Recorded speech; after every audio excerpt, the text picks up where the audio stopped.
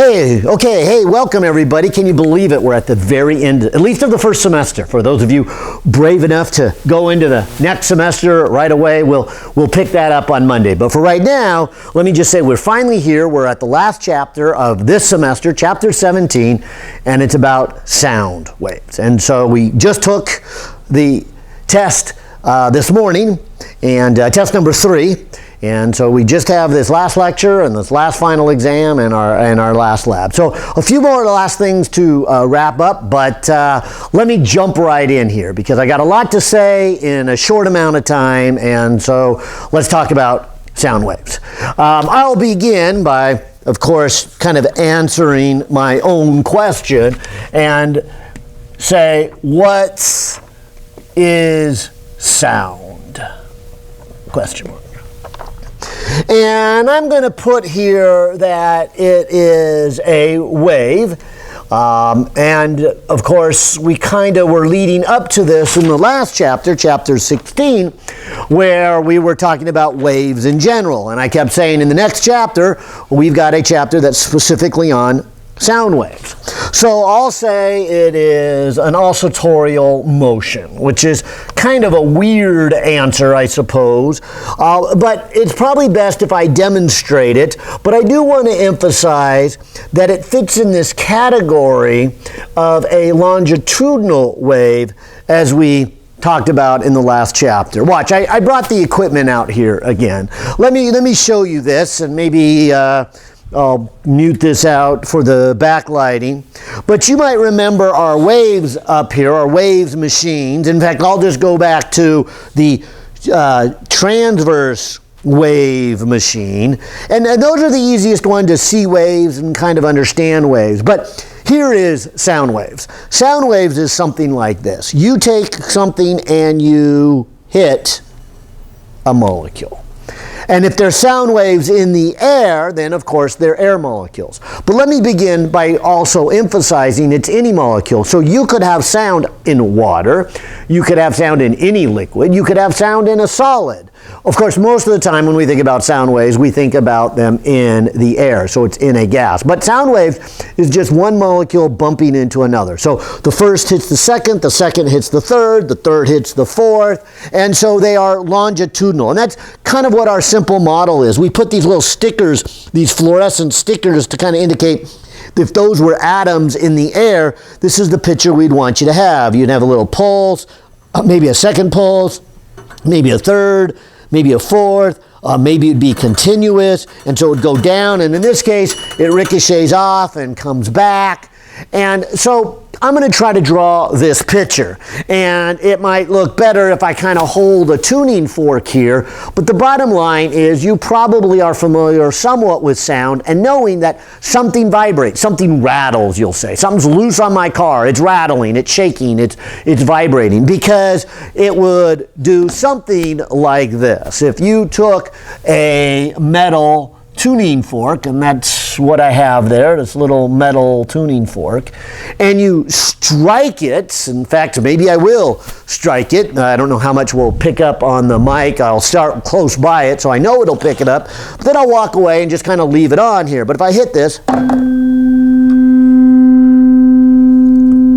this is the shaking of this metal piece, which also shakes the wood box. That kind of makes it a little louder. But the bottom line here is if you kind of imagine this metal piece shaking back and forth, and of course I guess the other side would too, but I'm just going to talk about one side of it. The metal piece would come back and hit the molecules and kind of compress them. And so we might have a little place of a high density or a high pressure, if you want to call that. But see, they would then bump the next, bump the next, bump the next, bump the next, bump the next. And so this little concentration of high density molecules will move down, and of course not the individual molecules, and that's why we'd call it a wave. That was our definition, if you remember from the last chapter. A wave is this bumping or this transmission of energy without the material itself. Now the other thing I want to add to this is while these bump in and move down, this piece of metal comes back and does it a second time. And so let me leave this picture here indicating these is a grouping or a concentration of air molecules on the second hit. And of course, now I have two of them, and then they would bump and bump and bump and bump and bump and bump. And so the second one's going to move over here, what I'm calling the first one. And meanwhile, the first one is going to move on down further away from the tuning fork. And while this first one now has even moved further, as well as the second one, the little metal piece comes back and makes a third one. Now, I'll stop with my picture here because I think you're getting the idea, but this is going to just continue back and forth, back and forth, back and forth, back and forth. And that's what a sound wave is. I brought out the spring again to try to, again, just get you to get a better mental picture if this little machine here, we call it the longitudinal wave machine, wasn't enough. I'll do this spring again. And so I'll just kind of start with a little piece that's kind of compressed, so when I let it go, you'll see, and you can kind of see by the reflection of the light, not that I'm making, a transverse wave. I'm not doing up and down. I'm just doing a compression wave, if you will, a longitudinal wave. And so I'll just pull it back and let it go, and you'll see kind of the reflection of the light as the spring coils get closer together and they push on the next and push on the next and push on the next. So that is this whole idea. Now, of course, you're probably more familiar with the idea that sound waves is what you pick up with your ears. And of course, that's true. And that's a whole fun discussion in itself, maybe more for a biology course. And so you guys, I'm sure, either have already or you will, as part of your education, go into great detail about the inner workings of the ear. In fact, your book does a pretty good job of that in sections 6 and 7. But I will say, now that we're at the end, my goal here is to cover chapter 17, section 1 through section 5. And so that's the part where we get into the physics of sound waves. And then your author, again, I like the way your author approaches this, but again, it's very clear the book is written for the life science and really shows some nice pictures of the inner workings of the ear, and there's leverage, two leverages actually that amplify the sound as it goes into your inner ear. And so I would encourage you to kind of look at that, but we're just going to run out of time. But it's kind of neat how the ear works and then amplifies it, and then of course how sensitive it is to just small amounts of sound, as we'll soon see here. So if you get this general idea of waves, let's keep talking about them, because that means, like in the last chapter, there would be a wavelength, there would be a frequency, there would be an amplitude, and there would be a velocity. And I suppose we should talk about all of those. I'll start with what is hopefully obvious from the last chapter, and that is the velocity is equal to the wavelength times the frequency. I guess, you know what, I should have also put in here, there would be a period to it. And of course, the period is the reciprocal of the frequency. And so we were dealing with waves, mostly talking about water waves, but we could apply those same ideas. And that's why your author says we can kind of do this chapter kind of fast, because we know probably about half of sound wave material already, just because they are waves. And we've already answered waves in general. But your author does do a good job here. Maybe I'll start with velocity. He puts a little W under here for the velocity of the wave. Okay, so I'll follow suit with that. But he makes this argument. He makes the argument that the speed of these, and coming back to this picture, and he doesn't take the time to do a mathematical proof, and rightfully so. I think it's a little beyond the scope of this class. But he does make a conceptual argument here that this motion as one bumps into another, bumps into another, bumps into another, must be connected to the speed of the moving molecules themselves. And so if you go back to the previous chapters, you might remember that we had a nice little equation that told us what is the RMS speed of these gas molecules based upon their temperature. And because of that, he says that the speed then must depend upon temperature. And that kind of makes sense, sure. He also says, again, going back to those last chapters, it has a square root in it. Sure. And so, not a surprise that there is an equation that is going to say that the velocity is related to the square root of the temperature. Now here's where he pauses, and I'll pause and say, what temperature scale should we use? I mean, we've talked about Fahrenheit and Celsius and Kelvin, but remember the Kelvin one, in my opinion, is the best one, because that is the only one where the temperature is related to the motion, and that's what we want. And so he totally agrees and says, let's talk about the temperature on the Kelvin scale. And if you have the temperature that's, not on the Kelvin scale, if it's on Celsius or Fahrenheit, convert it into the Kelvin scale. And so most scientific equations are best written with the temperature on the Kelvin scale, if they have to do with molecular motion. By the way, I should point out a change in temperature, where many formulas are change in temperature. The change on the Celsius and the change on the Kelvin are the same. And so that's why when we did like our specific heat, we just said delta T, and sometimes we use Celsius and sometimes we use Kelvin. And I know I got that question over the weekend from a lot of people. And it's the same change. So that's why we can get away with saying change in temperature and not specifying whether it's Kelvin or Celsius, because they're the same if you're dealing with the change in temperature, like specific heat. But in this case, I'm dealing with the motion of them. So I want it in Kelvin. Okay. Now, like I said, so he doesn't go through a little proof, and like I said, rightfully so. Has to do with the bulk modulus. It's actually not too hard. Does involve some calculus, kind of a little fun derivation in itself. But because we've got a lot of things to do, and our focus isn't so much on the derivation, but let me give you the first formula of this chapter then, and that would be the velocity of our wave.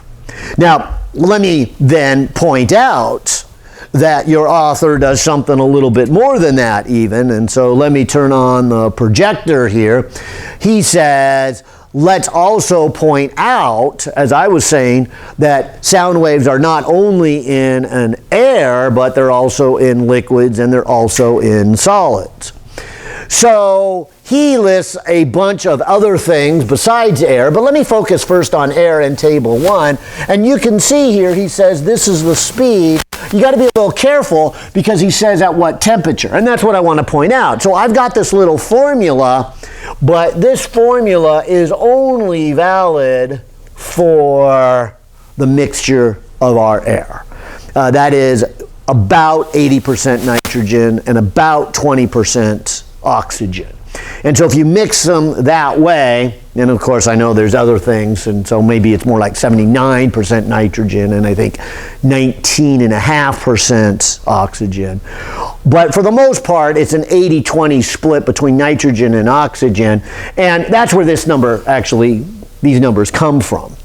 And so again, not being derived, we'll just use it, and we'll use this formula because that's what goes on most of the time. And so what I want to emphasize is you will be giving problems where you will then look at the temperature and then figure out the speed. And then maybe from the speed, you'll get the wavelength and the frequency. And so all those things we did in the last chapter. But it is also nice to kind of see a pattern here, and your author begins to say, well, let's look at some other scenarios here. And so he gives a bunch of different gases. Maybe the best one to look at here is hydrogen, because notice the speed of sound in hydrogen. It's really, really fast. And hopefully, again, doesn't surprise you if you remember then that's the RMS speed, and I hesitate to put it on here, maybe I should, but the RMS speed would be 3 times Boltzmann's constant times the temperature divided by the mass square root. And so that's what we did in some, was that 14? Must have been chapter 14, where we saw the RMS speed. But I do want to point out, see how the mass is down here? So for a given temperature, not all the molecules move the same speed. And so the smaller ones, the lighter ones, and then hydrogen being one of them, you're going to get a very fast speed. And so remember, the speed of sound is related to that. And so you see it right away here. Also, you see some other things that are really nice, because I would say the speed of sound is not just related to how fast they're moving. They are in a gas, but what if you have a liquid or if you have a solid? And if you have a liquid and a solid, they bump into each other and then they ricochet off. And so the question is, how much do they push back? So you can imagine something that's stiff, like a solid, and maybe even aluminum, versus even something more stiff, steel. It's how much does it bounce off? How much does it snap back? And so you're going to see a pattern if I scroll down through this table, that you'll see that the liquids here are much faster in general than the gases.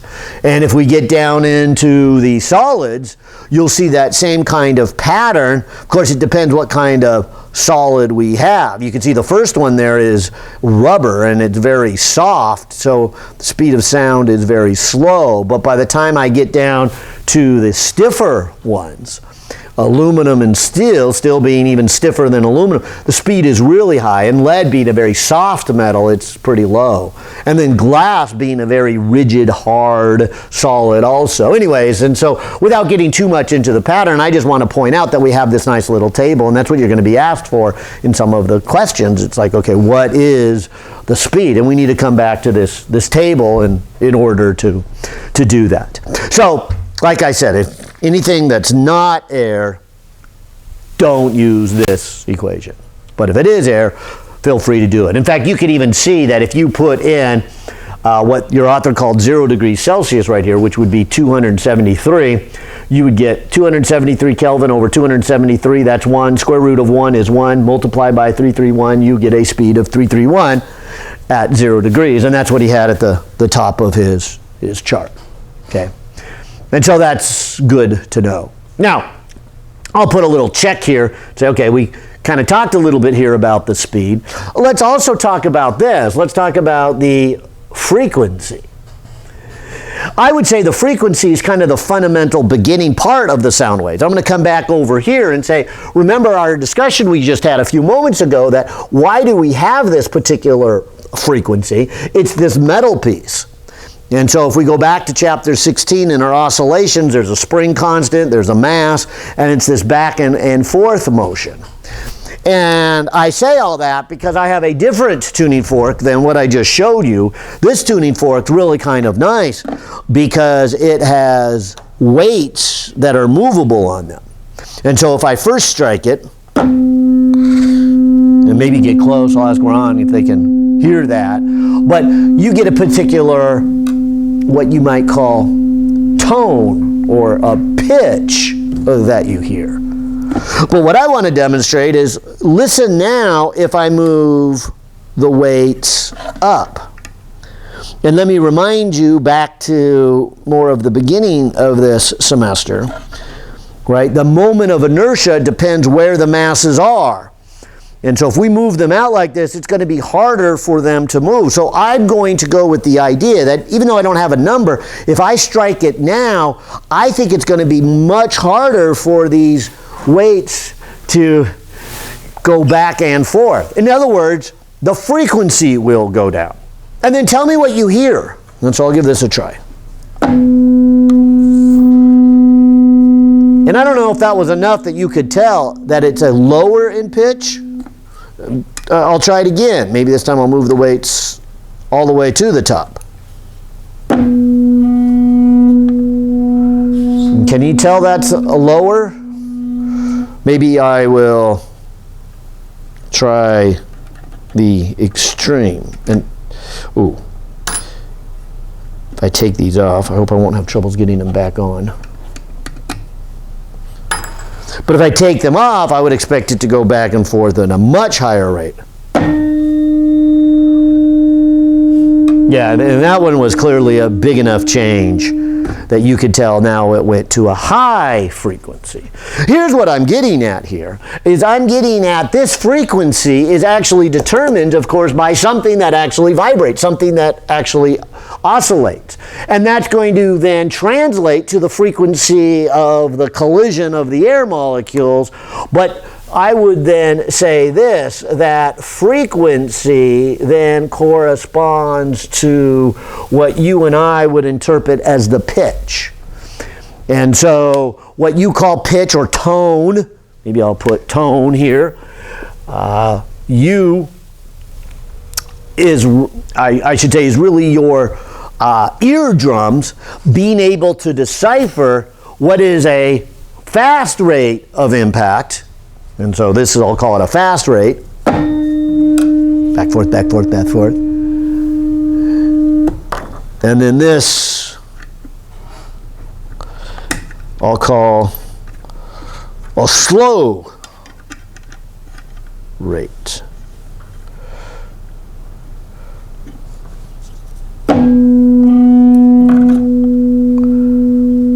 And then clearly, that's what your brain, your ears are able to pick up. And so the connection I'm trying to make here is frequency. All that wonderful stuff that we talked about and learned about in the last chapter of frequency in general, when we apply that to sound, that becomes its pitch or its tone, if you will. In fact, maybe this is a good chance then to kind of go through your hearing senses, because I have over here some equipment.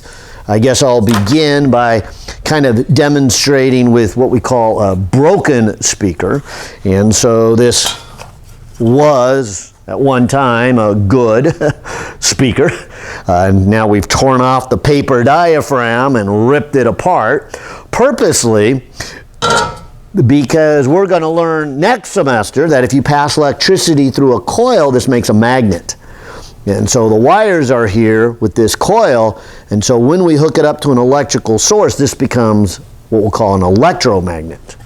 Because also in this speaker, on the inside is a permanent magnet. You can kind of see my little hammer kind of sticks to it. And so if you've ever played with magnets, even though, like I said, that's kind of the topic we're going to get into next semester, is there will be an interaction between a permanent magnet and an electromagnet. And so when you're passing electricity, this will either push out or pull in, depending on which way you do the electricity. So if you send an alternating current, and that's what my fancy box here is, you might be able to see I set it at 860, and so when I connect some wires right here, there's going to be electricity coming out of here going back and forth 860 times a second. And so what that's going to do is make this paper diaphragm go out and back and out and back and out and back. And so obviously my broken speaker can't do that. So let me pick my good speaker, and I should be careful, it's only quasi-good. It's only quasi-good because I've left the paper diaphragm intact, but I did punch a hole in the paper diaphragm to also show that, yeah, there's a permanent magnet in this one too.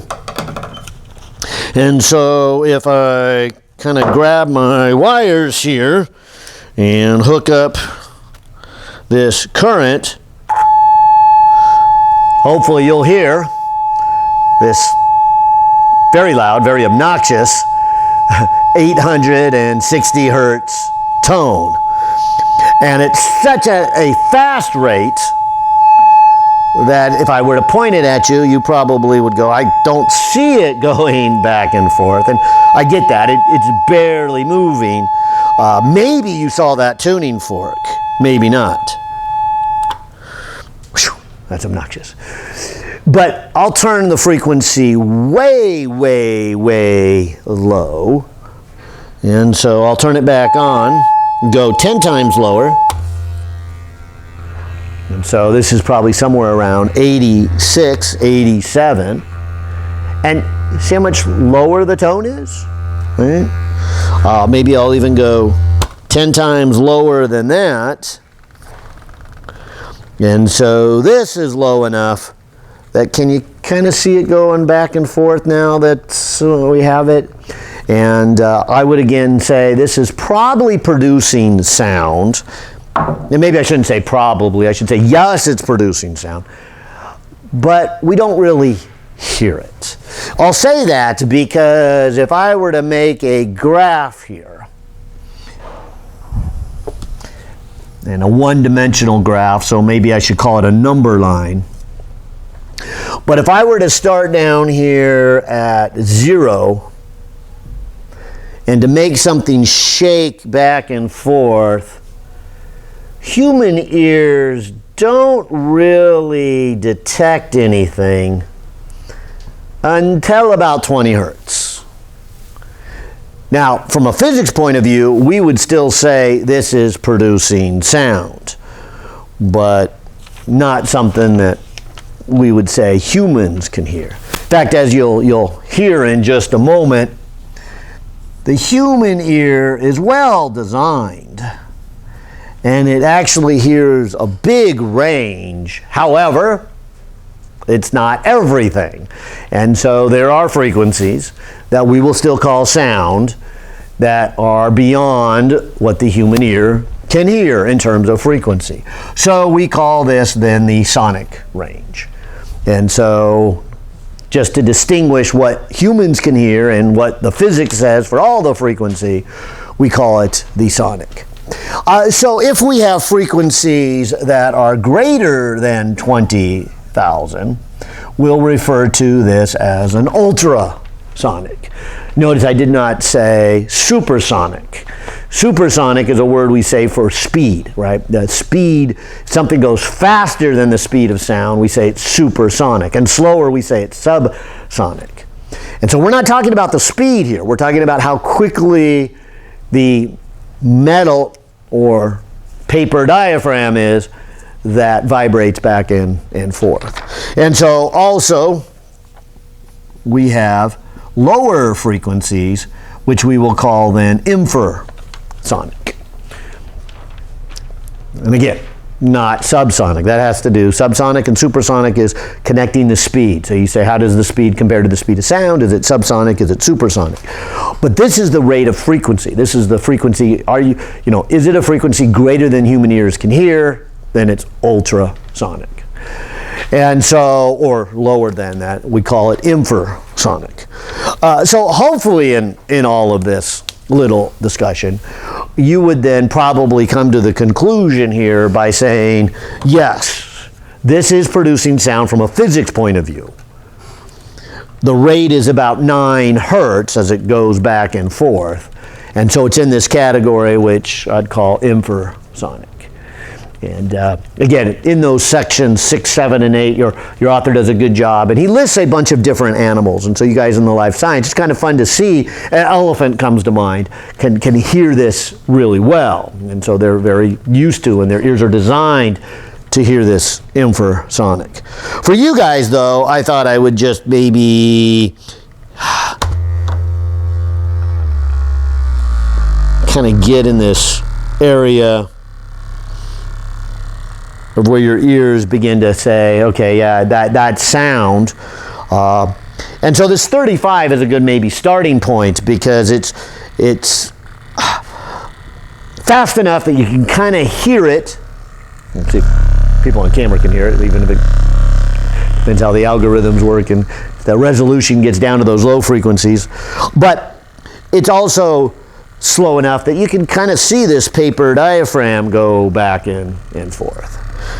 But I thought it would be useful to kind of just roughly go through the different frequencies.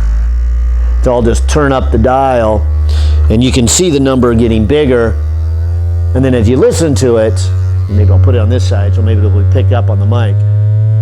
But as you pick it up, you can hear hopefully a higher and higher and higher and higher frequency.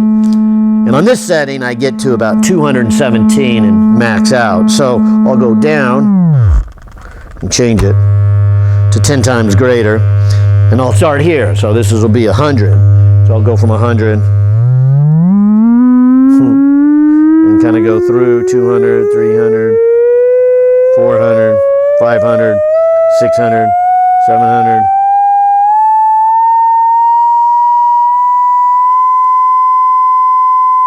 Maybe I'll pause here at 1,000, very obnoxious. Your ears are very sensitive to this, so it sounds really, really loud. From a physics point of view, it's not getting any louder. It's the same amount, but it's just your ears are able to pick up that a little better, so your ears are equal across the board. But here's 1,000.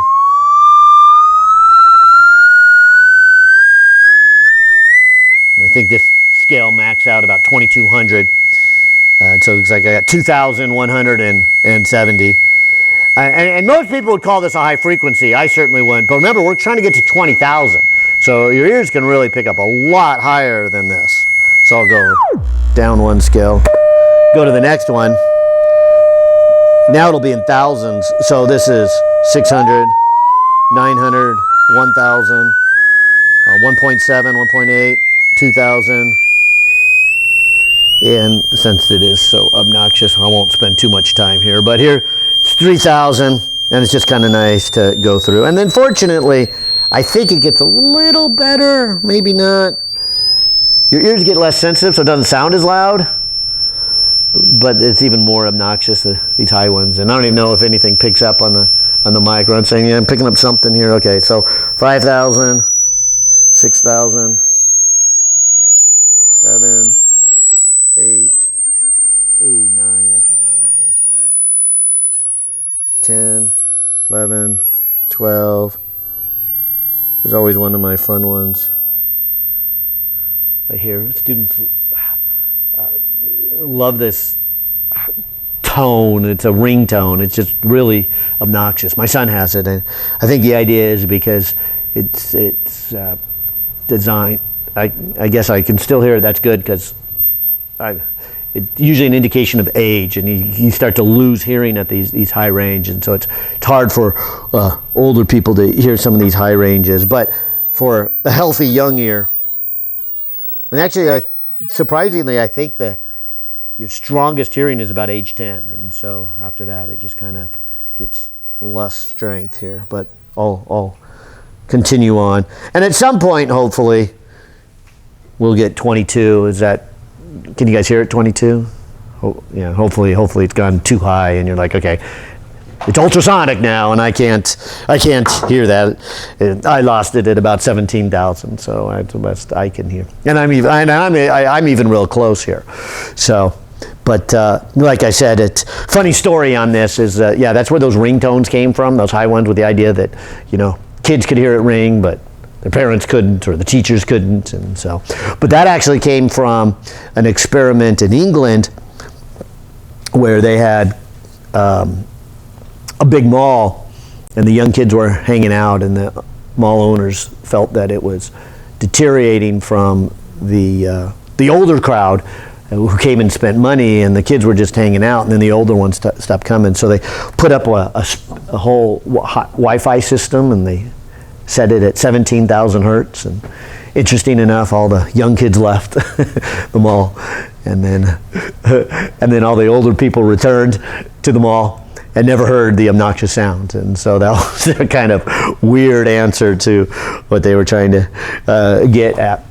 Well, anyways, I definitely just wanted to kind of go through that and then remind you then that if you have frequency, you also have wavelength. Maybe I'll put a box around it here before I start erasing here and just say that's the mathematical connection. And so there is a particular range of frequencies, or if you want to put it the other way, there's a particular range of wavelengths that humans can hear, and we can calculate it. So maybe I'll put a checkbox not only with the frequency but the wavelength, and I'll put a little check here for the period because frequency and period go together. Now, the one last thing I should touch on here is what is amplitude.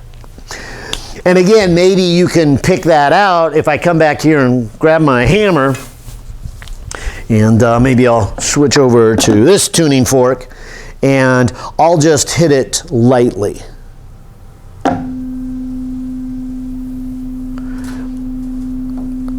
And I'll have to get really close because I can barely hear it. But I think you guys can hear that sound. But compare that to when I hit it real hard. And if I get close. And what I'm trying to say here is the amplitude, of course, is how much that metal piece moves back and forth. And so if we remember from the last chapter, amplitude is the movement of those. And that's what I'm trying to say is I'm controlling the amplitude here. I can barely hit it. And I'd say that's a small amplitude. Or I could really hit it hard. And I would say that's a big amplitude. And hopefully somewhat on video for you online people this picks up, because I wanted to say, didn't it sound the same tone but a different loudness? And so this should be loud and a certain tone, but this should actually be the same tone, just not very loud. And so this amplitude piece of it right here, I would say, is then connected to the volume or the intensity of it. So amplitude is its loudness. How loud does this go? Volume. Well, volume might be a poor word because I don't want you to think, like a box, it's length times width times height.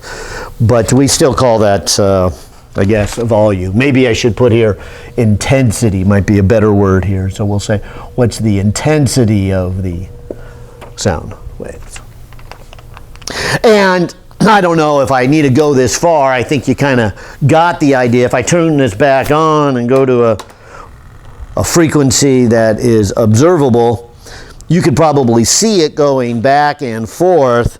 And I've got another knob here that if I turn it down, hopefully you can still see it go back and forth, just not as much. So it doesn't have as much as an amplitude. And so I'm trying to show you that this knob controls how much the paper diaphragm moves. So if I turn it back to something you can hear, and I change this knob, if I go this way,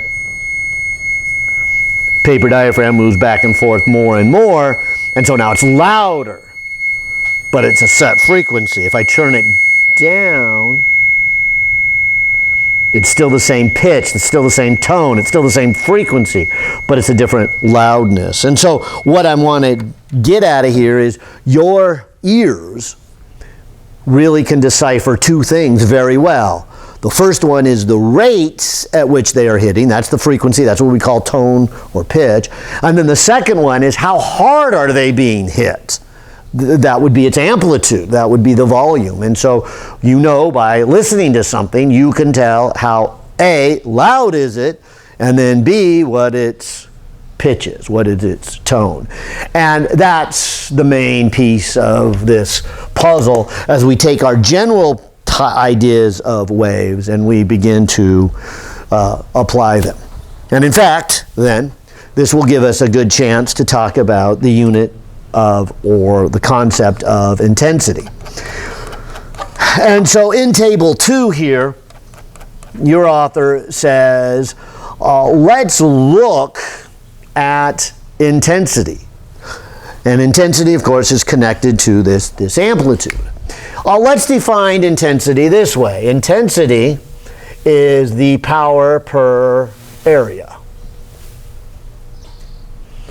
And so, well, maybe I better spell it out because we've had a number of P's. So I'll say power per area. And so like we were doing in the last chapter, and like we will continue to do next semester when we get into light waves, we would say something like this. If you had a sound source and the sound waves travel outward, there's a certain amount of energy per time. There's a certain amount of flow of power. And so that's what's happening right here. I come over here and I strike it, and I would say there's a certain amount of energy. Now that energy is going in all directions. That's why everybody in here, and including you guys online, can pick this up, is the sound goes in every direction, and so it spreads out. But because of the principle of conservation of energy,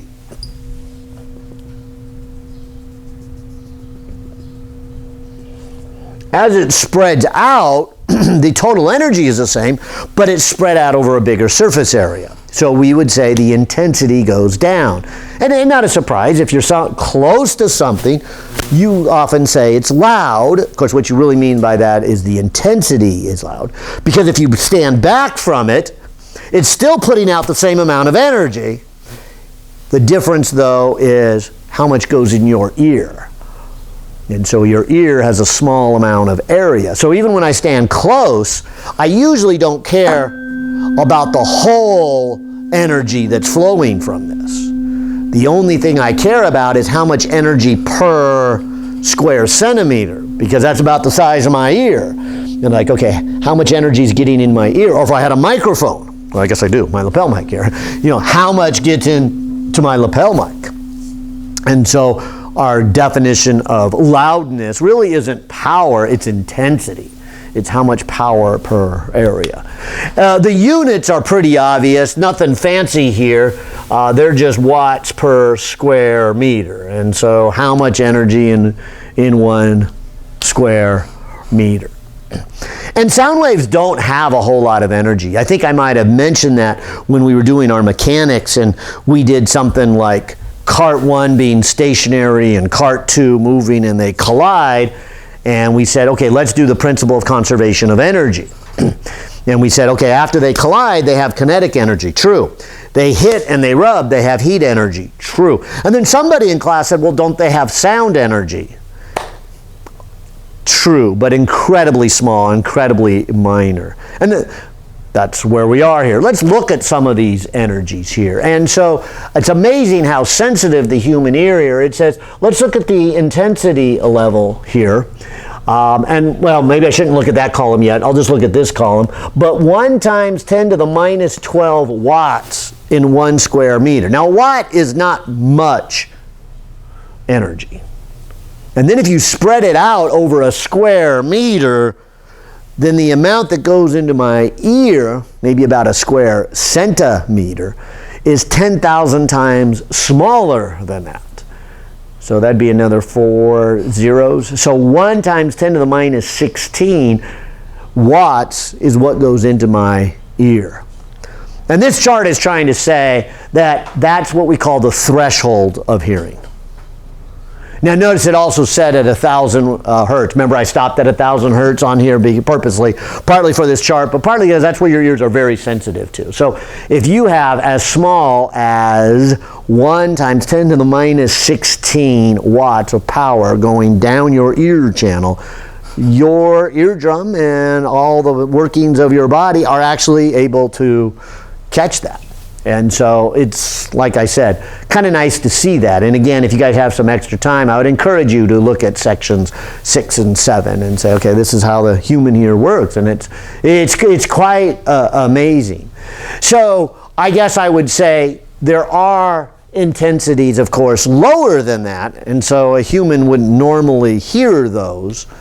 They're there. They're part of the physical world.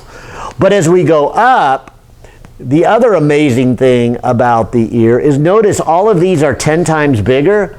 So 10 times, 10 times, 10 times. So this would be 10, 100, 1,000 times bigger, 10,000 times bigger, 100,000 times bigger, 1,000,000 times.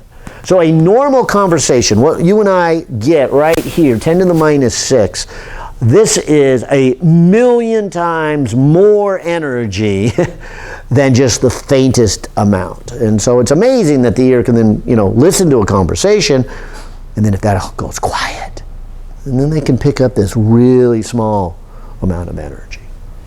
And of course, if we go another 1,000,000 times,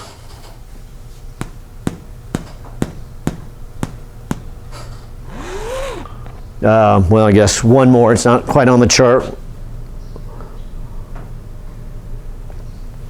But another million times right here, this would be blasting. They say this is a loud rock concert. This is standing next to one of those pneumatic chippers. I don't know if you've seen people trimming the tree and they're shoving the thing. Extremely loud.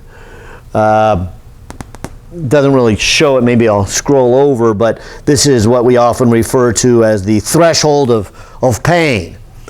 This could be really painful. And in fact, beyond that, you can have damage to your ears, either temporary damage or long-term damage. And so more than 120 decibels, oops, I didn't want to say decibels yet. So more than 1 watt per square meter is a lot of power. In fact, it's why I brought just this whole idea. I mean, you know what a normal conversation sounds like. Here is my little car horn, and I've just kind of clamped out some wires here. And I will then plug in my car horn. And this car horn is really loud, so I won't do it long. But it does need a lot of electrical current to run the crazy thing.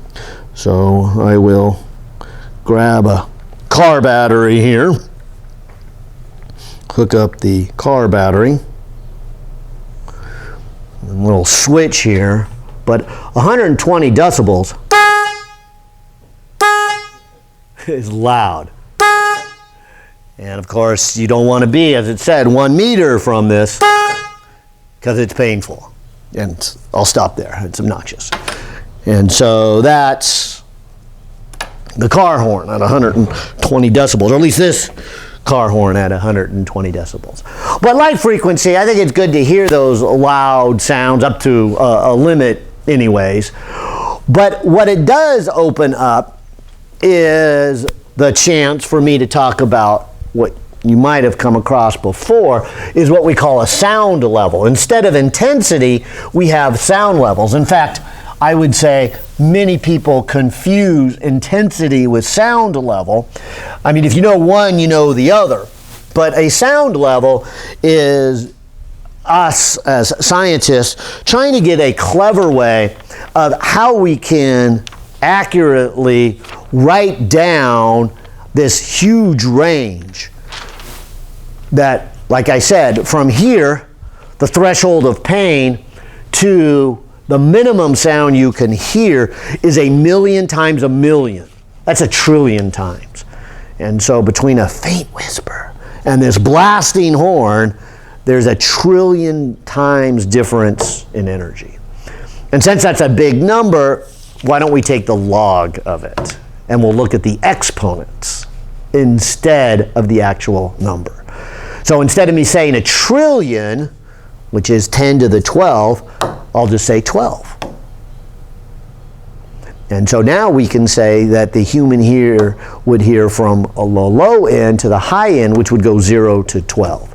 Now that's not quite enough, so we're going to multiply that by 10, so it'll be 0 to 120. And that's what you're seeing on the side here.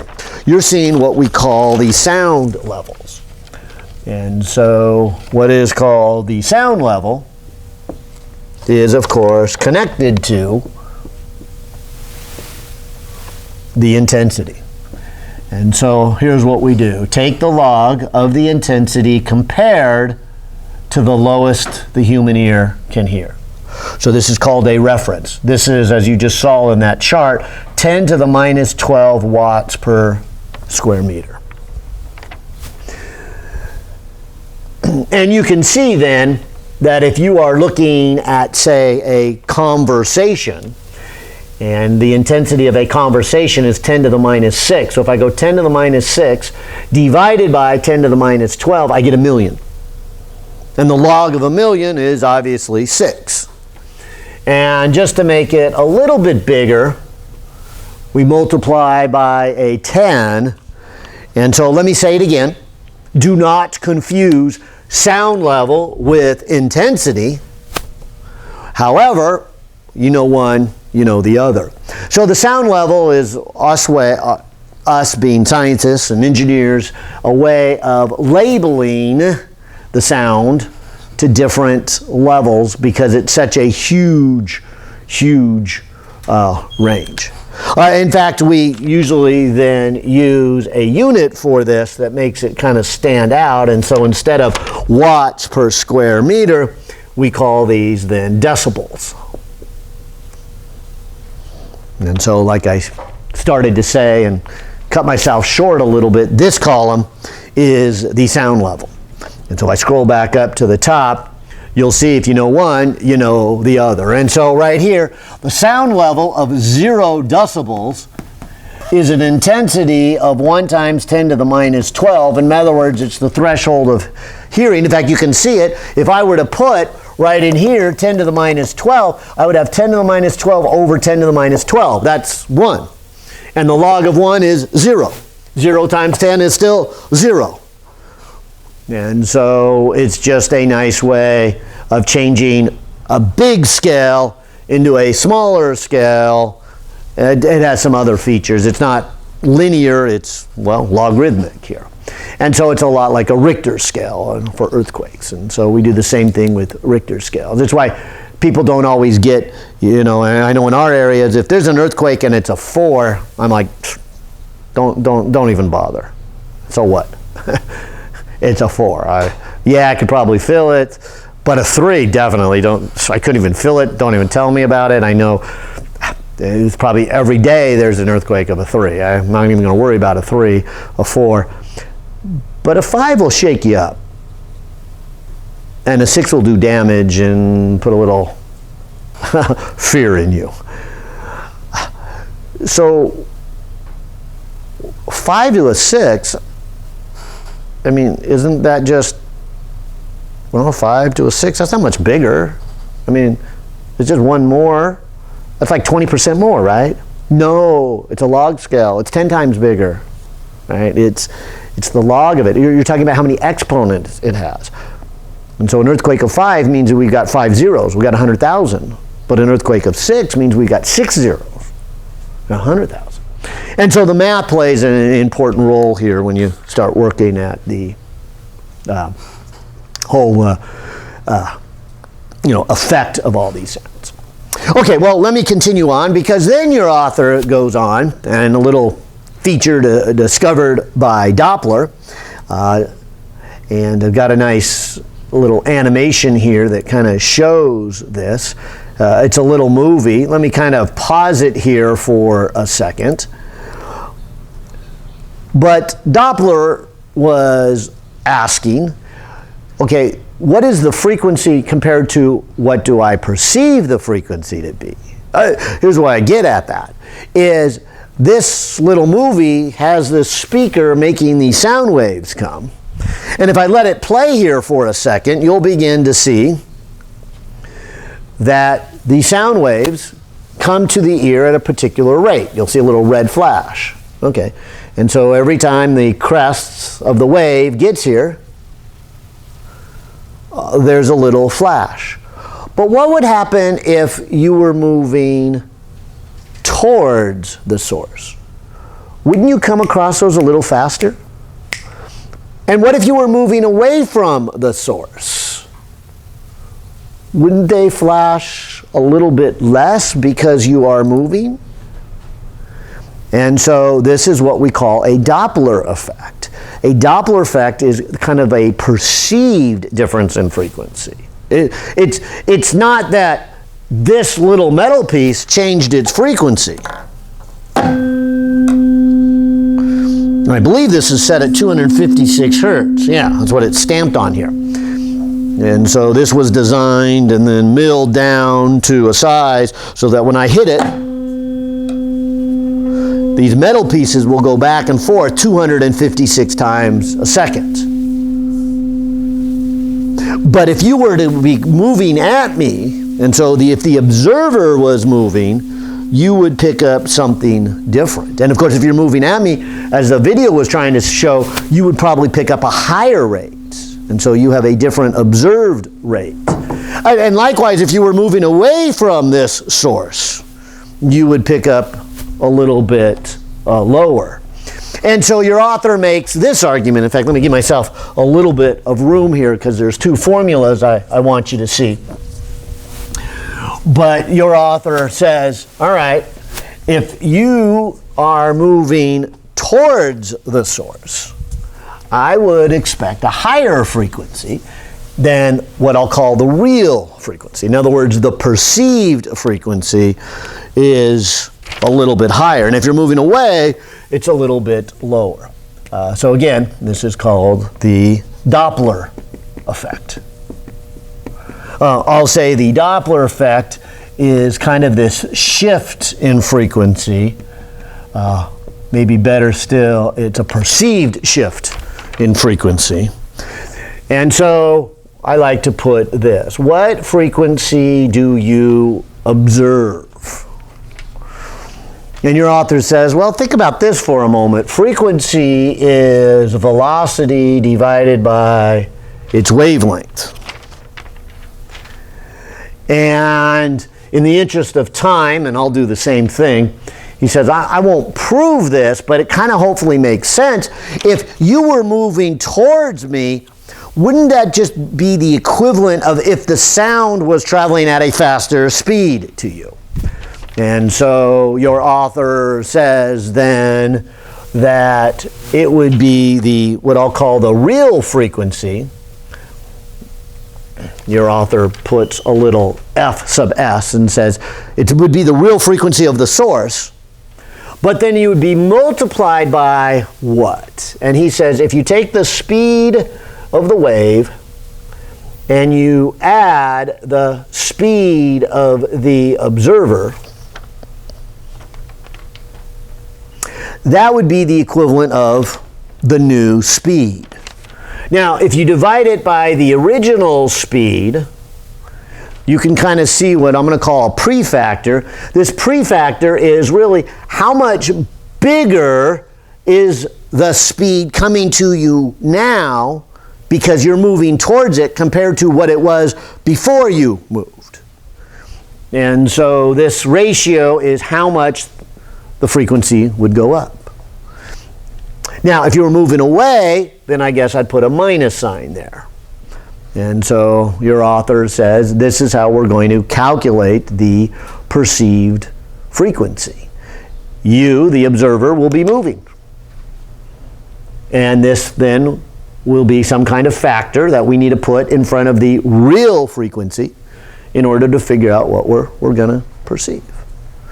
Now, here's where it gets even more interesting, I think. What if, and I'll play this video a little bit longer, what if instead of the observer moving, what if the source moves? And I'll stop this part way before it actually gets to the ear. Maybe I'll pause it right here so you can kind of look at the picture. But do you see how when the source is moving, it's kind of like chasing its own wave? And so when it makes a wave and then it makes the second wave, it kind of crunches them together. And so as the source is moving towards the observer, they're crunched together. Now, if the observer was on this side, see how they would be spread out? I'll let it keep playing, but you're going to hopefully then see the little red flashes pick up. Boom, boom, boom, boom. You're going to perceive a higher frequency. And let it pass the ear for a second. Now that it's past the ear, notice how the observer is going to get a lower frequency, less flashes. And you might say, well, isn't that the same thing?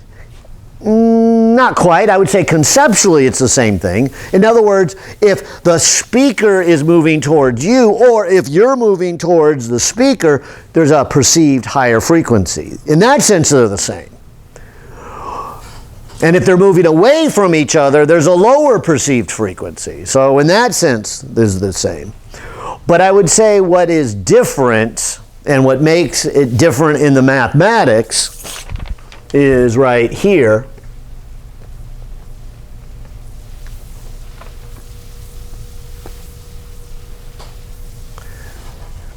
Is that if the source, and I'll pretend I'm the source, if I'm moving towards you, when I make more waves, they don't travel any faster towards you. I mean, once they leave me, they go at the speed of sound, which we said was 331 at 0 degrees. I should have mentioned at room temperature then, we're about 344. So it's about 344 if you put it back into that first equation I had. And so in this room, I would say that even if I'm moving towards you, what I've done is crunch them together. I've made the wavelength smaller. But once they leave my mouth, they still now air bumps on air. It doesn't matter how fast I was moving at that point. And here's why that matters, because if we come back to this particular equation right here, I would say the motion of the source is affecting the wavelength, not the velocity. And maybe I should say perceived wavelength. And so what I would get then is I would leave this alone and say, all right, the numerator doesn't really change. What changes is down here in the bottom. The wavelength is changing. And so if I took the velocity of the wave and then either added or subtracted the velocity of the source. So I'm going to put a little s down here.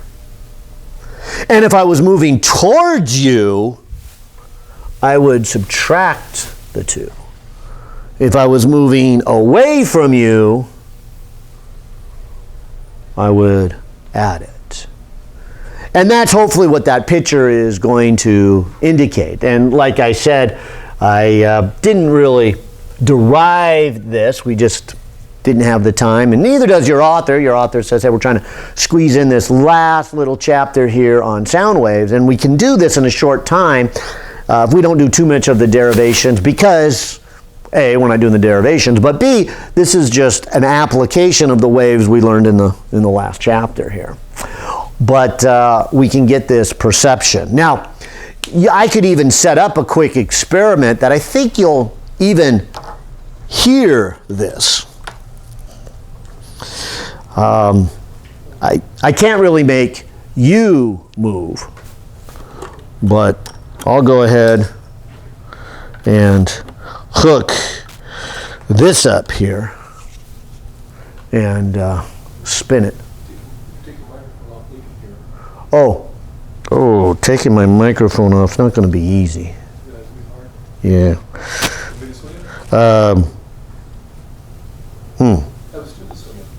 We don't have a student swinging here. Anyways, but then our cord's not that long. I don't have a good answer here. Maybe I'll try this. But let me hear what I hear. I'll try to stand off center, because I think I'll be able to hear a little bit of it. Let me turn it up loud.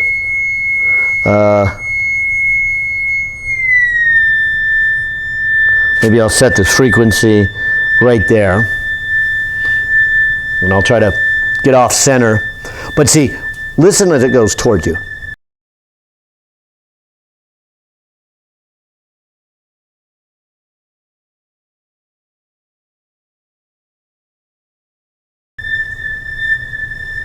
Yeah, I can hear it well, and you say you can hear it. But you see, hear that high frequency, low frequency, high frequency, low frequency. And I'll slow it down. So here there's a change, but not much, because it has to do with the speed. But here, there's a big change. And so this is the Doppler effect. In fact, you probably didn't need this class. Most people do that. Even a 5-year-old knows that. You give them like a car for Christmas, and the 5-year-old, first thing they do is say, oh, my car is going to drive by you. And they go, vroom.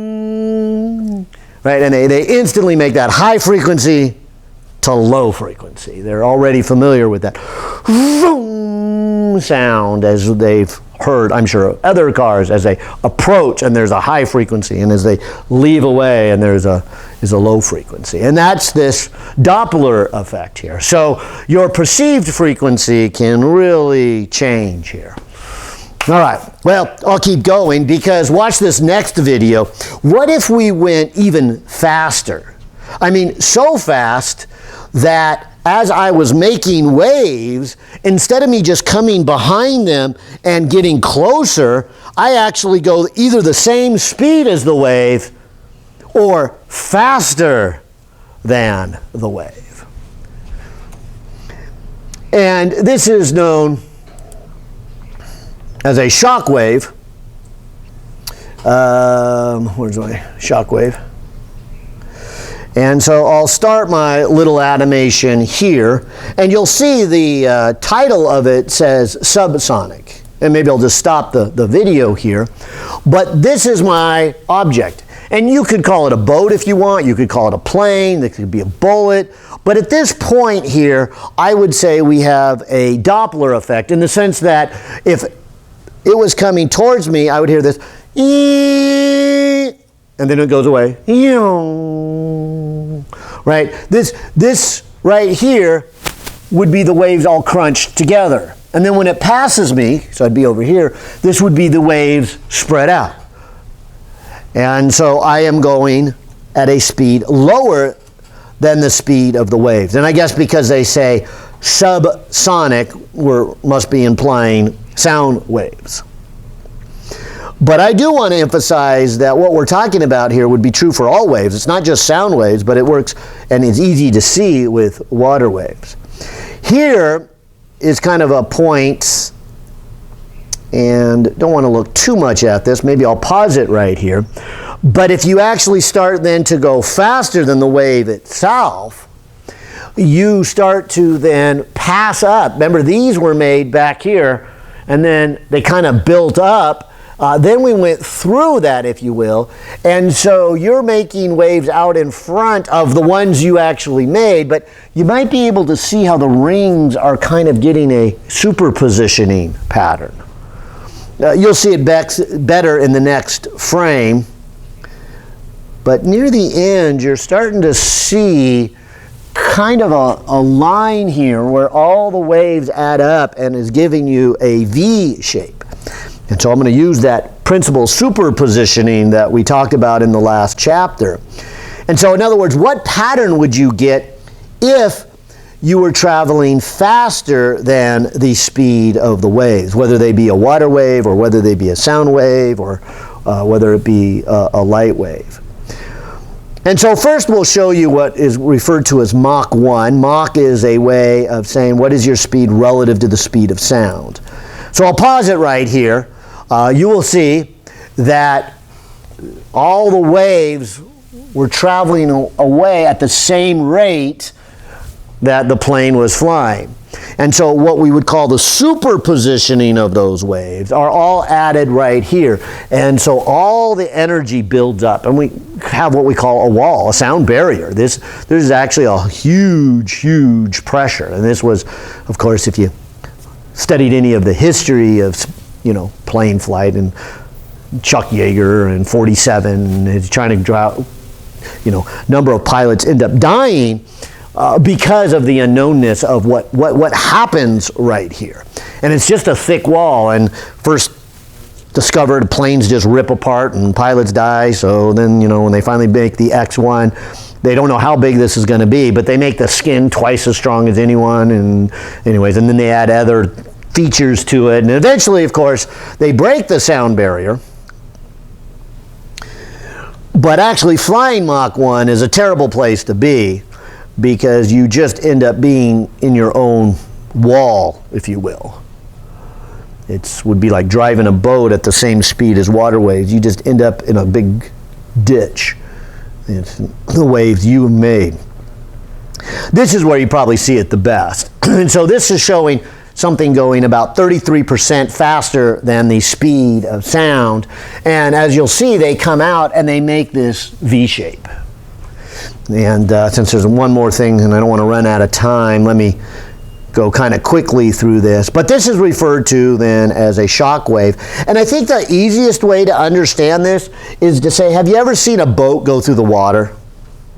Not one that's just puddling along in the harbor, but see, water waves are so slow, most boats go faster than the speed of water waves. Seldom does a boat go slower than a water wave. And because of that, the boat ends up making a wake. All the waves build up until that is what we would call here a shock wave. It is the water waves building up. The same thing can be happening for sound waves. It's just sound is so fast that not too often do objects travel faster than the speed of sound. And so that's what I'm trying to illustrate. In fact, your author does a good job in his picture. He doesn't have the little animation here, but after he does the Doppler effect, he does show this nice picture where he's trying to show what I think that animation does a little better. You make wave 1, wave 2, wave 3, wave 4, wave 5, wave 6 as it travels out, and you get kind of this V shape. Now, it's a V shape if you're on the surface of the water. It's a cone shape if you're flying through the air. And sadly, you will only hear it one time, and I think that's why there's a misconception about breaking the sound barrier. People think, oh, you only get that shock wave when you break the barrier. No, no, no. You will always make it if you go, as long as you're going faster. You as an observer are only going to hear it one time, and so like a boat, if this boat was going through the water, as long as the boat is moving, it makes a wake. And when it makes a wake, then somebody on the shoreline, the waves hit it, and they get to this person, you might say once or maybe twice, because a typical sonic boom goes boom, boom, because what you hear is you hear the first part of the shock from the nose of it, and then from the tail of it, you get the air moving back into position.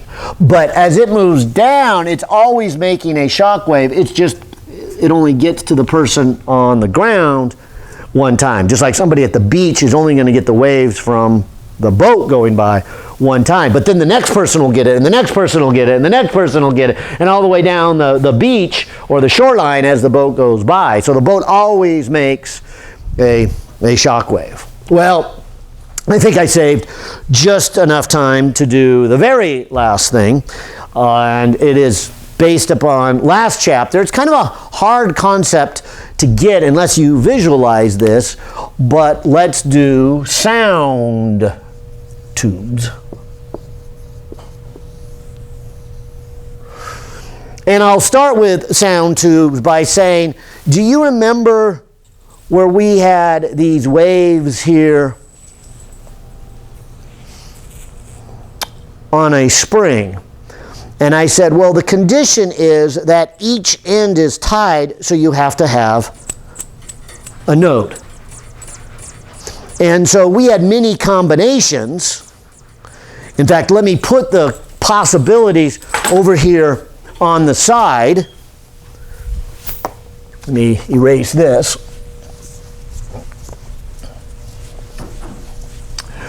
But our possibilities looked something like this. We said, if you take a string and you tie it from two ends and it has a length of L, we say one option is it could look like this, and so we said L was a half a wavelength. But another option was it could look like this, and so L could be 2 half wavelengths.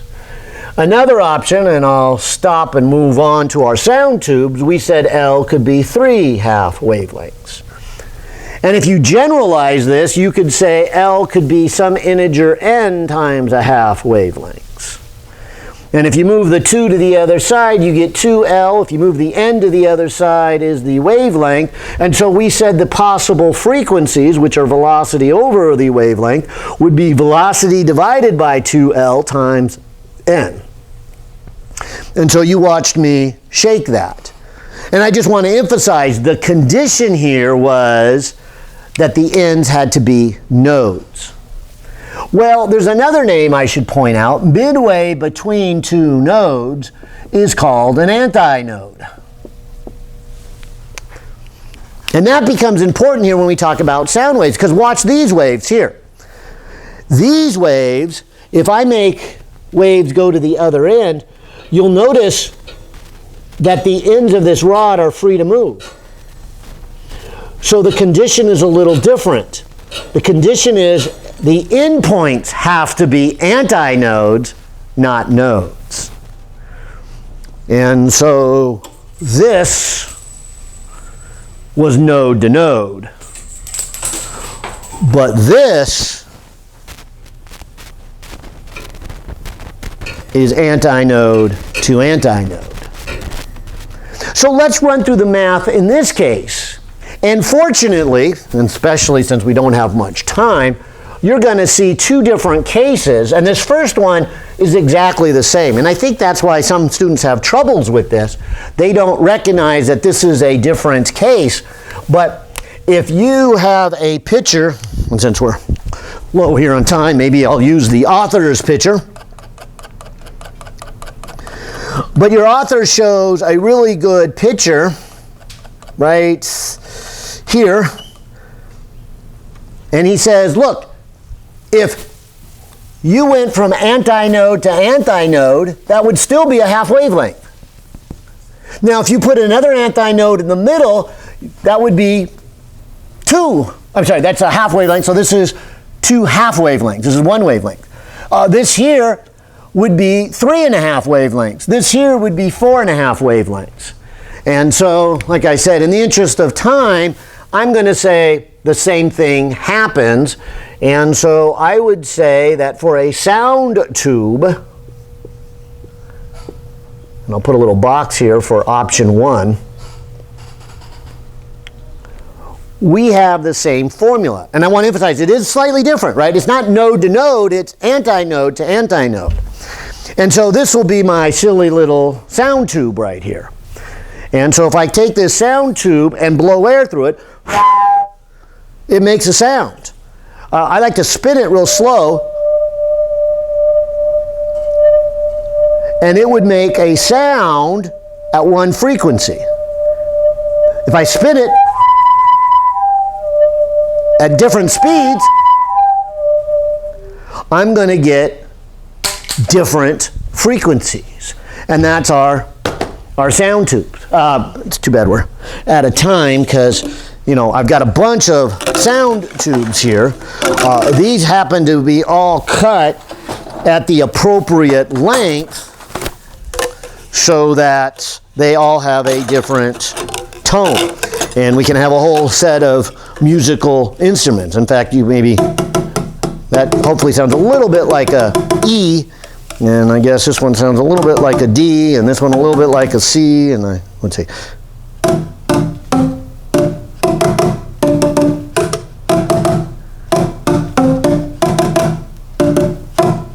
Yeah, okay. So that's the best I'm going to get out of here. But there is kind of this whole idea. And so notice it has to do with the length of the tube. That's why, again, these recorders are really nice because, you know, you change the length of the tube basically by covering them. And so whether it's a saxophone, a clarinet, a flute, a piccolo, you know, you're all,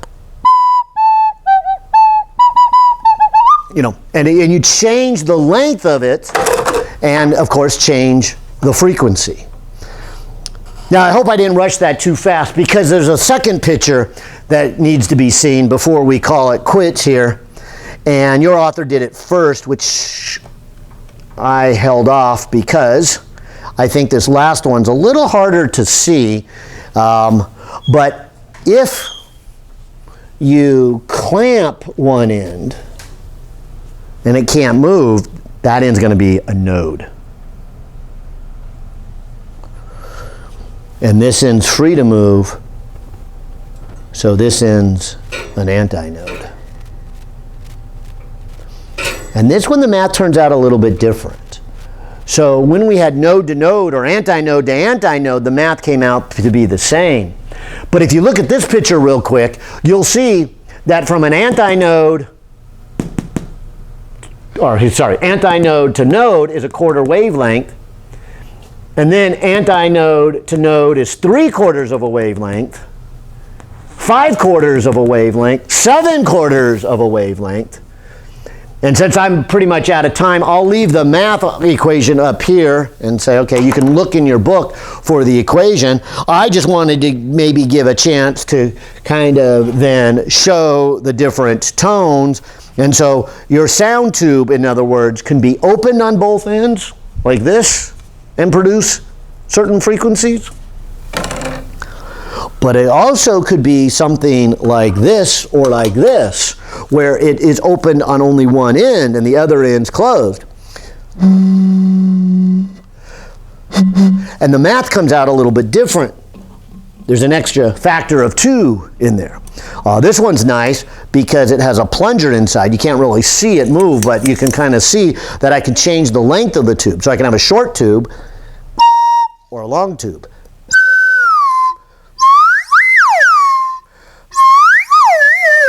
Right? And so the frequency or that it makes is part of its length. And that's what this math is trying to say here. And so maybe I have just enough time. I'll write the equation. If you make one end closed, you're going to get this formula. The frequency would be V, and you'll get a 4L. And I'll put an M because in this case, M can only be the odd integers. Whereas over here, N can be the even integers. And the best answer I can give is kind of look at that picture. All right, well, we got to get out of here because another class is coming. Why don't I say bye to you guys online and say we'll see you next time. All right.